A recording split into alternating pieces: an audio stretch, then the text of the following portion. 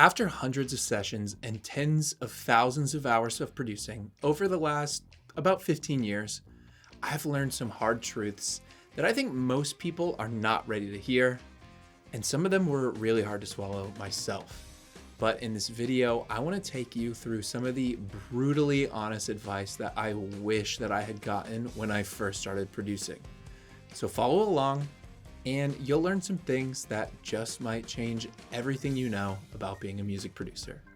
And by the way, my name is Adam, and I'm a producer and songwriter, and every week I post a new music production theme video like this one, so subscribe if you want to keep up with those. And with that out of the way, let's get into it. Number one, what other producers think of you does not matter in the slightest. Now, I'm not saying that you shouldn't try to get feedback from other producers or find mentors in the industry. They should respect you as a person. All of that is valid. But what I am saying is this: you need artists to respect you, songwriters, performers, not just other people who are trying to do what you do. So if the splice loop sounds the best, if another producer is going to recognize it, who cares? Just use it. If your song is technically produced very well, but the vocal is a little buried, singers are not going to want you to mix their record. And if you're spending all of your time trying to get attention and validation of other producers and trying to DM them to get them to work with you and check out your stuff, that is time that you could be spending trying to get the attention of actual artists who will pay you real life dollars to record their music, or publishers who will pay you to write and produce songs, or managers who have a bunch of artists that need tracks. So focus on that. 2, now that you are not trying to gain the respect of producers, just artists, the fact of the matter is gear does not play a part in that at all. So let me explain. Your sound matters, and the tools you use to get the sound are important. But if your music sounds bad because you're using bad gear that doesn't sound good, yeah, that's obviously bad.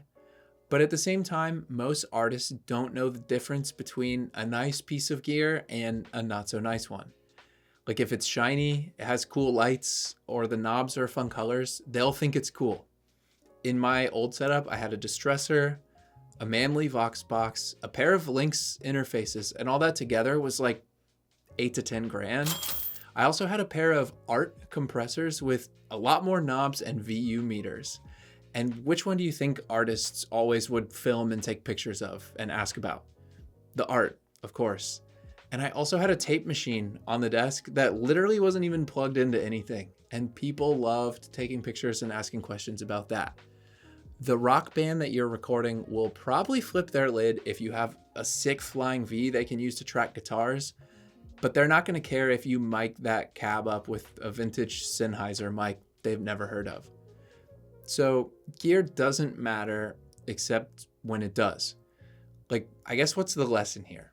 If you're charging $35 an hour to record vocals and the vocals sound professional, if you go out and invest $10,000 into the nicest mic that you can finance, your recording rate is not going to go up the next day. Chances are the same people with the same budgets are going to be the ones coming back to work with you, and they're not going to be stoked to pay more because you decided to go out and pay for this super expensive mic to replace one that they had no problem with. It's like that moment when you find out that a tractor at a farm costs like 200 grand. That doesn't make you suddenly want to pay $10 for a banana. You probably don't know what brand tools the last mechanic you went to used to work on your car. You care how it drives and if the lobby had good Wi-Fi. And I promise the last drummer you recorded doesn't know what you used for room mics. They just care that the recordings hit hard and that your drum throne is the comfy kind.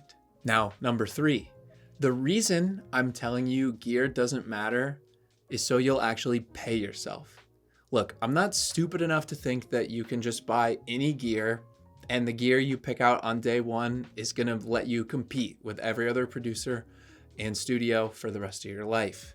The point I'm trying to get across is that you need to invest in other things besides just gear. So when I was first starting out, if I got paid $1,000 for some work, I'd put 500 into my bank account to pay the bills, and then the other 500 was going right to Sam Ash. And now that's not an option anymore, which has cured me of my gear addiction. But no, seriously, if every single time you have a spare dollar, you're buying recording gear, you're kind of missing the point.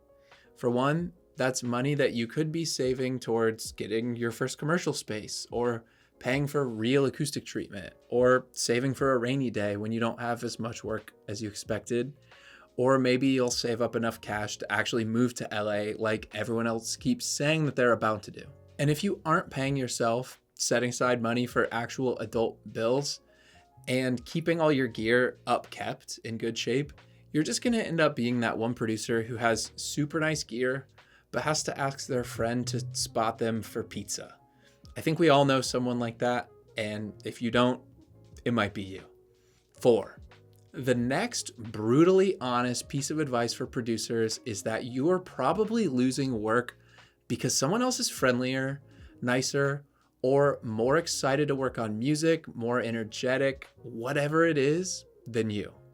Now, what I'm not saying is that you have to be fake nice and be this bubbly person who works at like Epcot, but you need to reply to messages at least somewhat quickly, say something nice about someone at least every once in a while.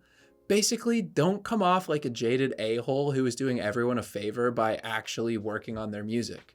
If you suck to be around, don't write people back, and just don't seem excited to work on anyone's music, they're just not going to book you anymore. It's that simple.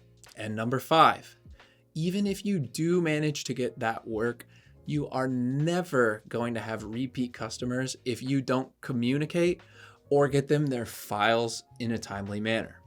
Going ghost on your artists, taking months and months to do very simple revisions, making them wait so long to get little changes back, or just forgetting to actually do all of the actual revisions they asked for, that is a surefire way to make sure you don't get repeat work.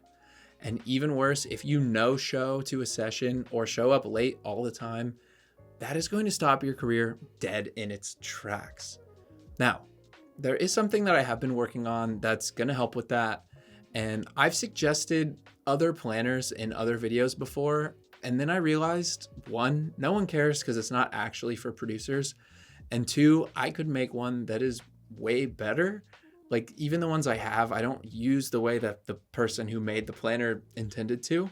So I'm still kind of in the planning phase of developing an actual printed planner that I want to have out maybe by the end of the year. But I think it's legitimately really helpful. And so I want to give everyone a chance to literally make their own for free right now. So I'm going to be emailing the template to anyone who wants it. It looks like this, more or less. And you can print it out yourself. Literally, you can go to Staples and take this format that I'm going to send you and make your own, print it out at home, have a field day. Now, the real one will have different prompts and quotes and fun stuff, but the actual to-do list section will be just like this in the actual book. So if you want to go to the link in the description, I'll email you this template and you can make your own for free. Because if you can't get organized and keep on top of what you need to do, who you need to follow up with, send revisions, and getting stuff to people who actually need it, you are going to get absolutely lapped by the people who are on top of that stuff. Now, speaking of getting absolutely lapped, this is number 6, by the way, there are going to be people who surpass you every single day. So no matter how hard you work or how many songs you write and produce, there is going to be someone who just started 2 years ago that ends up with a platinum hit. There's going to be someone who lands the gig that you thought you were going to get. Someone is going to have a number 1 song every day. And unless you're lucky, 365 days of the year, it's someone other than you.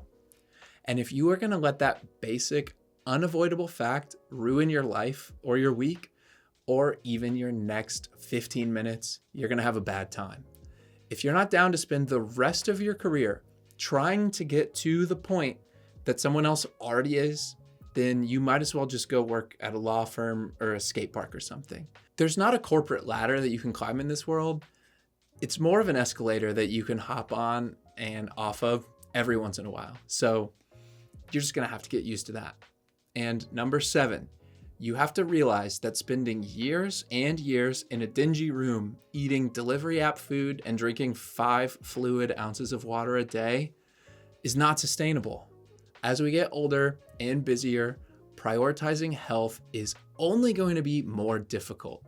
Now, you may notice that the big shot producers and writers who start making millions often end up in their wellness phase. They get sober, vegan, get an ice bath, start doing breathing techniques, raw almond butter, whatever the heck.